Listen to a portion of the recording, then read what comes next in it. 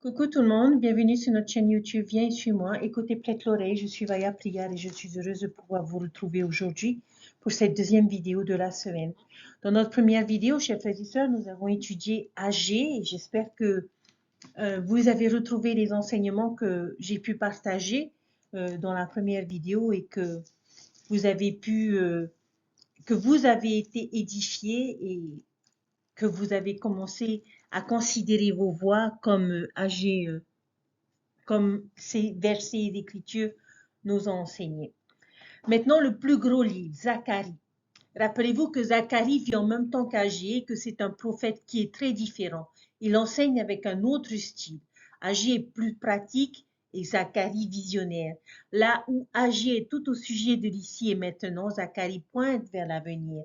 Agé va droit au but et Zacharie utilise des métaphores complexes et de la poésie pour enseigner le peuple.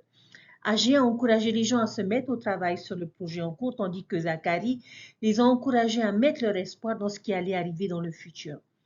Maintenant, aucun message n'est meilleur ou plus important que l'autre, juste différent. Ils servent à des fins différentes. Et je ne vais pas vous mentir que Zacharie n'est pas simple. C'est l'un des livres les plus difficiles de tout ce que nous avons à lire et comprendre. Et vous savez qu'un livre va être difficile à lire, tel que l'Apocalypse, nous en avons besoin pour avoir des éclaircissements. Il y a beaucoup de symbolisme difficile et il est difficile d'organiser un message. Pour comprendre le livre de Zacharie, nous devons essentiellement le lire verset par verset pour lui donner un sens. Mais nous n'avons pas le temps de le faire. Une chose que nous pouvons faire pour aider à simplifier ce livre est tout simplement de le diviser en deux parties, les chapitres 1 à 8 et les chapitres 9 à 14. Une quarantaine d'années séparent ces deux sections et elles diffèrent passablement dans le style et le contenu. Autre chose à garder à l'esprit, c'est que l'on va parler du retour des Juifs à Jérusalem et la reconstruction de la ville et du temple sous la direction de leur roi. Et nous pourrons comparer les efforts, nous l'avons fait de nombreuses fois dans cette seconde moitié de l'Ancien Testament, au rassemblement d'Israël des derniers jours. Nos efforts pour construire Sion à travers le monde et nos propres temples sous la direction du roi et des prêtres. Alors, plus tôt cette année, lorsque nous avons étudié Joseph d'Égypte interprétant des rêves de Pharaon, nous avons vu quelques idées sur la manière de pouvoir étudier. Ici, Zacharie nous donne un autre exemple d'interprétation des rêves. La première moitié du livre de Zacharie contient 8 rêves très intéressants et le Seigneur va utiliser ces rêves pour enseigner à Zacharie des choses sur l'avenir de la maison d'Israël. Donc, on va essayer de voir chacun de ces rêves et de pouvoir les analyser et voir comment est-ce qu'ils s'appliquent à nous aujourd'hui. Donc, nous allons voir ces différents rêves dans Zacharie. La première vision se trouve dans le chapitre 1, les versets 8 à 11, où on en parle des cavaliers de Dieu. Zacharie voit divers cavaliers envoyés par Dieu chevauchant à travers le pays pour surveiller la terre. Qu'est-ce que cela nous enseigne? Que Dieu est conscient de ce qui se passe sur la terre et dans notre vie et qu'il envoie ses cavaliers, c'est-à-dire ses serviteurs et notamment notre prophète pour veiller sur nous. La deuxième vision, c'est dans les versets 18 à 21 qui parle des 4 corps et des 4 charpentiers. Il voit 4 corps qui ont dispersé les enfants d'Israël. Et les corps dans les Écritures sont un symbole de puissance et représentent ici les nations qui ont dispersé Israël dans le passé. Et l'on voit 4 menuisiers qui viennent limer les cornes avec leurs outils. Le message, tous les obstacles à l'œuvre de Dieu seront supprimés.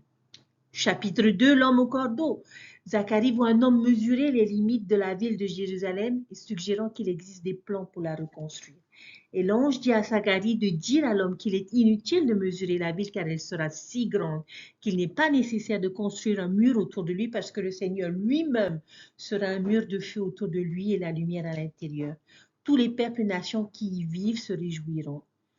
Quel est le message? La nouvelle Jérusalem sera construite dans les derniers jours, propre, pure et joyeuse, et tous les justes et les nations y afflueront. Chapitre 3, de nouveaux vêtements pour les grands prêtres. Zacharie voit Josué vêtu de vêtements sales et opposé par Satan. Satan est réprimandé et Josué reçoit de nouveaux vêtements propres. Il devient alors le symbole d'un futur roi messianique qui régnera un jour dans la pureté et la fidélité. Dieu restaurera et suscitera un sacerdoce purifié qui sera dirigé et inspiré par le Christ. Dans le chapitre 4, les oliviers et le chandelier, Zacharie voit une menorah, le chandelier, à 7 branches, recevant un approvisionnement continu en huile de 2 oliviers de chaque côté. Et on dit que les 2 oliviers représentent Josué et Zorobabel, les dirigeants oints de Dieu.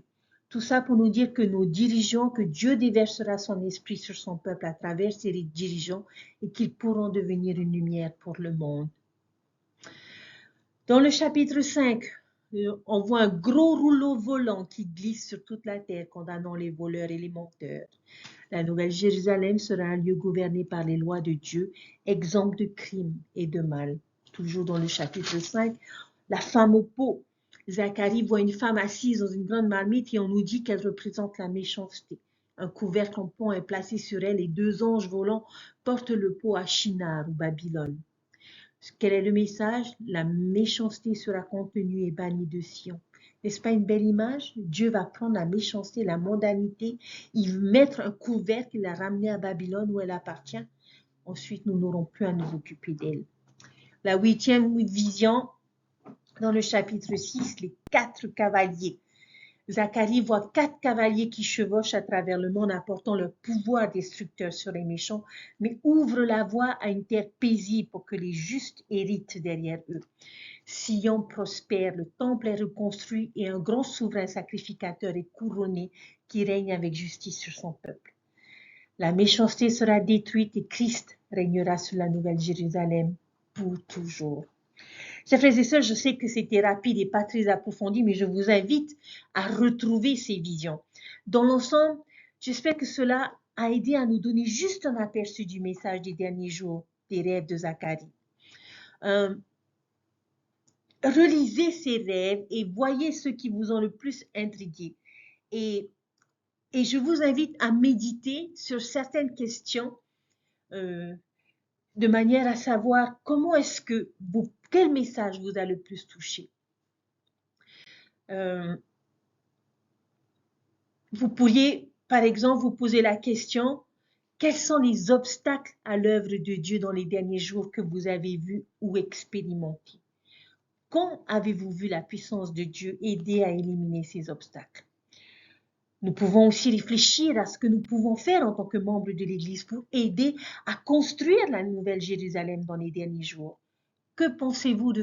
Comment pensez-vous faire partie de ce grand travail? Comment avez-vous été personnellement béni par le pouvoir de la prêtrise? Êtes-vous reconnaissant envers les dirigeants de votre Église? Pourquoi? Comment vous ont-ils aidé à être une lumière plus brillante pour le monde? Quelle serait la meilleure chose à propos de vivre dans un endroit gouverné uniquement par les lois de Dieu? Une autre question, y a-t-il des influences dans votre vie qui doivent être mises dans un pot avec un couvercle lourd placé sur le dessus et jetées à Babylone où elles appartiennent?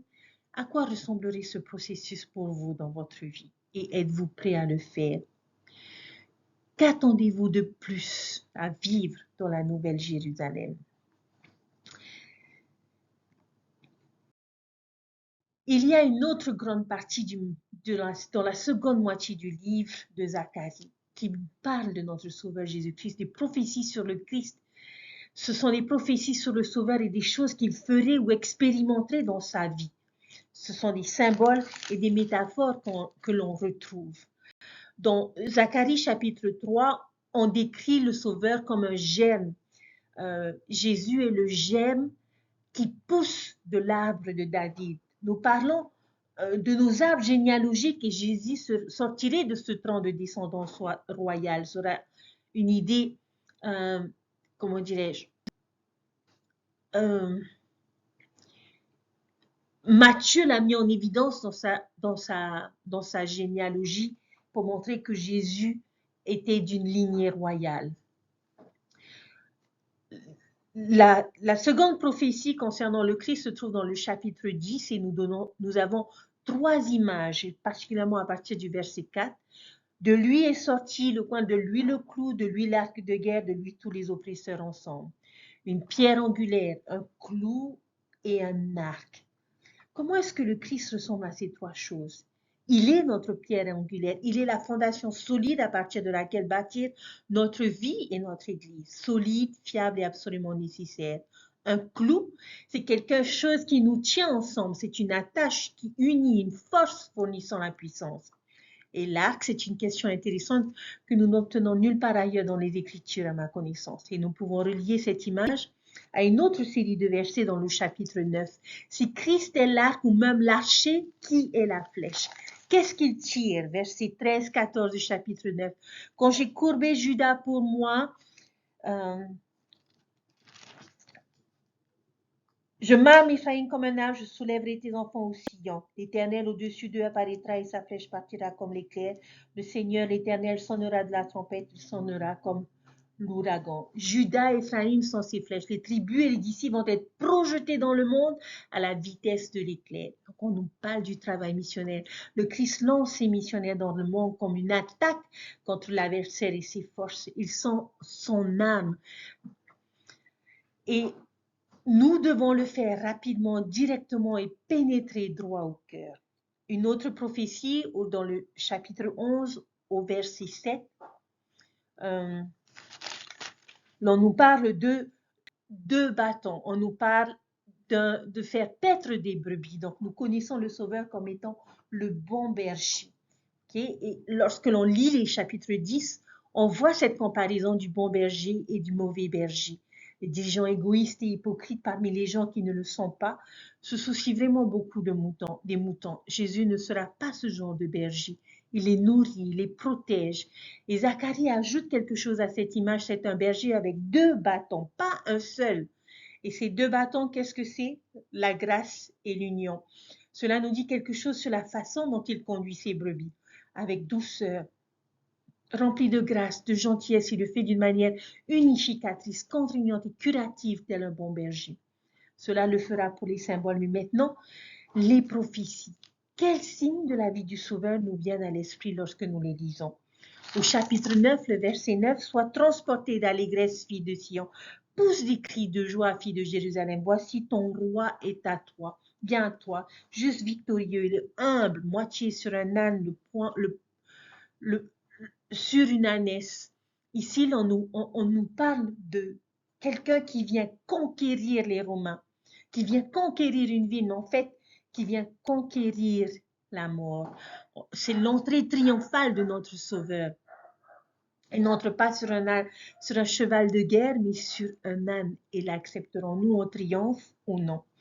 Dans le chapitre 11, les versets 12 et 13, on nous dit, si vous le trouvez bon, donnez-moi un salaire, sinon ne le donnez pas. Et ils pesèrent pour mon salaire 30 cycles d'argent. L'Éternel me dit, jette-le au potier, ce prix magnifique auquel ils m'ont estimé. Et je pris les 30 cycles d'argent et les jetai dans la maison de l'Éternel pour le potier. C'est une référence à la trahison du Christ par Judas Iscario. Il a trahi le Sauveur pour 30 pièces d'argent. Quand il fut rempli de remords et refusa l'argent, il fut pris par les principaux sacrificateurs et utilisé pour acheter le champ du potier pour l'enterrement des étrangers. Cette prophétie est un indicateur de ce que beaucoup de gens ressentiraient à propos de notre Sauveur. Ils ne l'apprécieraient pas beaucoup. Ils le vendraient pour une bouchée de pain. Les gens continuent de le faire aujourd'hui. Au chapitre 12, l'on nous parle de celui qui est transpercé, de celui dont on pleure amèrement comme on pleure un premier-né. Et le mot transpercé est le mot clé ici, qui nous donne l'image de la crucifixion. Jésus serait transpercé par son propre peuple. Même si Rome procéderait officiellement à la crucifixion du Christ, Pilate indique clairement par le lavage de ses mains que ce sont vraiment les autorités juives qui procédaient à l'exécution et non Rome. Dans les chapitres 13 et 14, nous amène à découvrir la seconde venue, où l'on nous parle de ces blessures que tu as aux mains. C'est dans la maison de ceux qui m'aimaient que je les ai reçues. Cela fait référence à une époque future où le Christ apparaîtrait aux Juifs à Jérusalem comme leur Messie et leur montrerait les blessures de ses mains et de ses pieds. Mais avant d'approfondir cet événement, nous pouvons la combiner avec le chapitre 14, le verset 4. « Ses pieds se poseront en ce jour sur le mont des Oliviers, qui est vis-à-vis de Jérusalem du côté de l'Orient. Le mont des Oliviers se fondra par le milieu et à l'Orient et à l'Occident, il se formera une très grande vallée. Une moitié de la montagne reculera vers le nord et une moitié vers le sud. Verset 5, vous fuirez dans la vallée de mes montagnes, car la vallée des montagnes s'étendra jusqu'à Adzel. Vous fuirez comme vous avez fui devant le tremblement de terre, au temps d'Osias, frère de Juda, et l'Éternel, mon Dieu, viendra et tous ses saints avec lui. Pour mieux comprendre ces deux images, nous pouvons aller dans Doctrine et Alliance, au chapitre 45, les versets 47 à 53, où on parle bras du Seigneur, où il posera son pied sur cette montagne, qu'elle se fondra en deux, que la terre tremblera, que le Seigneur fera entendre sa voix à toutes les extrémités de la terre, et que toutes les nations l'entendront et se lamenteront. Que le malheur couvrira le moqueur, que le moqueur sera consumé, et que ceux qui ont guetté l'iniquité seront abattus et jetés au feu. Et que les Juifs poseront la question, que sont ces blessures dans tes mains et tes pieds? Et il répondra, ces blessures sont les blessures dont j'ai été blessé dans la maison de mes amis. Je suis celui qui a été élevé, je suis Jésus qui a été crucifié, je suis le Fils de Dieu. Et alors ils pleureront à cause de leur iniquité et ils se lamenteront. C'est la prophétie de la future rencontre du Christ avec ses enfants de l'alliance originelle, les Juifs. Lors de la seconde venue, le mont des Oliviers à Jérusalem sera divisé en deux, et cet endroit où Christ a accompli son expiation s'ouvrira pour eux. Ils courront à sa rencontre, s'attendant à ce que ce soit sa première venue. Mais ils s'arrêteront et verront les blessures de ses mains et de ses pieds et poseront la question, quelles sont ces blessures? Alors ils se rendront compte que ce n'est pas du tout sa première venue, mais sa seconde. Et ils comprendront comment ils avaient rejeté et crucifié leur Sauveur. Je crois que cet événement et cette prophétie sont en grande partie symboliques plutôt que littéraux. Pourquoi le mont des Oliviers? Parce que c'est là que l'expiation du Christ a ouvert une voie pour que nous puissions tous nous échapper. Il a traversé cette barrière de la mort et du péché de manière à obtenir le pardon. Il brise la barrière qui s'est dressée entre lui et son peuple de l'Alliance pendant des siècles et leur offre l'opportunité de recevoir le pardon et l'accepter comme leur Messie et libérateur. Oui, chers frères et sœurs, Jésus-Christ est le Messie promis de l'Ancien Testament et le Sauveur de tous ceux qui viennent à lui. Laquelle de ces images ou prophéties vous a le plus aidé à mieux comprendre le caractère et la mission du Christ? Et comment? J'aimerais finir par une dernière réflexion. Et avant de conclure, il y a une dernière brève réflexion que je voudrais mentionner qui vient du chapitre 8 dans les versets 18 à 23 qui dit ceci. La parole de l'Éternel des armées me fut adressée en ces mots. Ainsi parle l'Éternel des armées. Le jeûne du 4e mois, le jeûne du 5e, le jeûne du 7e, le jeûne du 10e ne changeront pour la maison de Juda en jour d'allégresse et de joie, en fête de réjouissance, mais aimez la vérité et la paix. Ainsi parle l'Éternel des armées. Il viendra encore des peuples et des habitants d'un grand nombre de villes. Les habitants d'une ville iront à l'autre implorer l'Éternel et chercher l'Éternel des armées, et beaucoup de peuples et de nations puissantes viendront chercher l'Éternel des armées à Jérusalem. Ainsi parle l'Éternel des armées. En ces jours-là, 10 hommes de toutes les langues des nations saisiront un juif par le pan de son vêtement et diront, nous irons avec vous, car nous avons appris que Dieu est avec vous. Des pensées similaires peuvent être trouvées dans le chapitre 2. Rappelez-vous que le 5e rêve de Zacharie où l'Église était représentée par la lampe à 7 branches, connue sous le nom de Ménorah, cela symbolisait que nous, en tant que peuple et Église de Dieu, sommes censés être une lumière pour le monde. Le chapitre 8 décrit un peu comment cela est censé fonctionner. Nous devons être un peuple joyeux, heureux, épris de vérité et pacifique. Et c'est l'une des façons dont nous faisons l'œuvre missionnaire dans les derniers jours. Nous le faisons par l'exemple et par notre attitude. Nous vivons de telle manière que d'autres nations et peuples regardent la lumière que nous faisons briller par nos bonnes œuvres, entendent nos réjouissances et s'émerveillent de notre paix et de notre bonheur qu'ils nous voient éprouver. Et avec un peu de chance, ils se diront « Waouh, les membres de l'Église de Jésus-Christ et Saints des derniers jours sont si heureux, aimants, paisibles et bons. Je veux ce que vous avez dans ma vie. » Il est évident que Dieu est avec vous. Et la question que nous devons considérer est comment nous présentons-nous au monde? Quelle est notre attitude vis-à-vis de l'Église et de nos enseignements? Exprimons-nous de la gratitude et de notre enthousiasme pour cet évangile? Puissions-nous faire briller cette lumière, chers frères et sœurs, et inviter les autres à découvrir et à venir et à avoir cette lumière dans leur vie.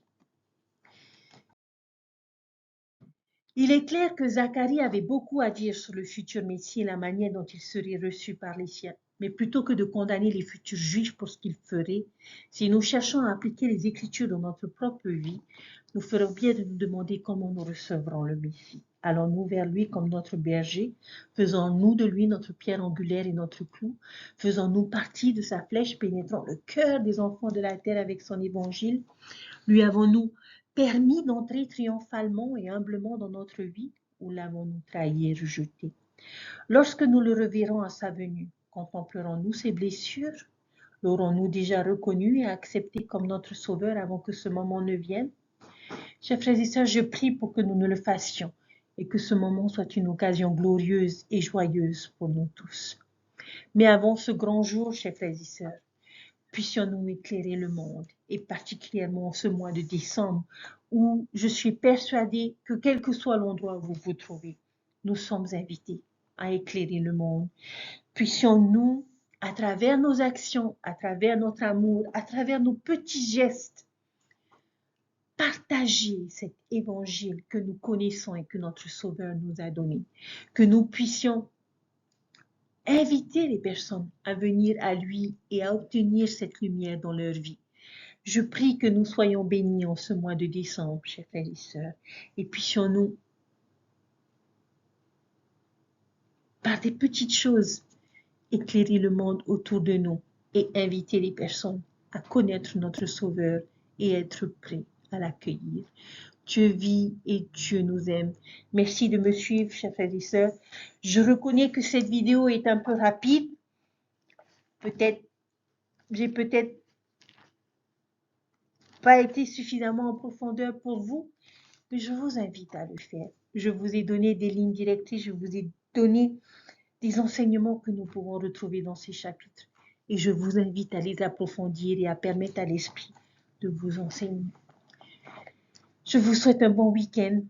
Je vous souhaite de pouvoir briller et d'éclairer le monde tout autour de vous, que ce soit dans votre famille, que ce soit dans votre paroisse, que ce soit dans votre voisinage ou dans votre lieu de travail. Éclairons le monde. Au nom de Jésus-Christ. Amen. Je vous dis à très bientôt. Bye.